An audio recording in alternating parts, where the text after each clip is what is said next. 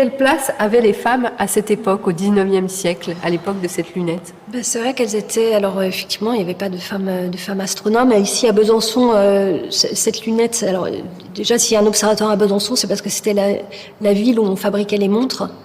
Et en fait, l'heure se fait dans les observatoires. Le temps se fabrique dans les observatoires. Aujourd'hui, à travers des horloges atomiques. Mais avant les années 70, c'était la rotation de la Terre sur elle-même qui permettait de mesurer le temps.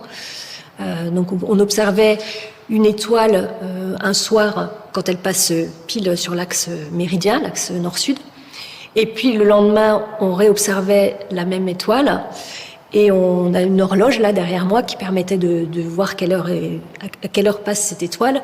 Et entre les deux, il s'est écoulé pile le temps de rotation de la Terre sur elle-même, donc 23h56 et 4 secondes.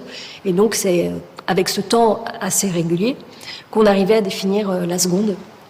Et voilà, à vérifier en fait l'horloge maîtresse, là, on pouvait dire si elle retardait ou elle avançait par rapport au temps donné par les étoiles. C'est ainsi qu'on certifiait le temps, c'était aussi commercial. Du coup, ça permettait effectivement d'avoir ce qu'on appelle un service chronométrique. Donc ça permet de faire des observations aussi des cartes du ciel, de comprendre les étoiles. Mais il y avait aussi cet aspect de pouvoir rendre un service chronométrique aux horlogers de la région. Et puisqu'on savait fabriquer le temps, on avait la seconde ici, on possédait la seconde. Donc on pouvait vérifier les montres et voir si elles étaient de bonne qualité, les chronomètres.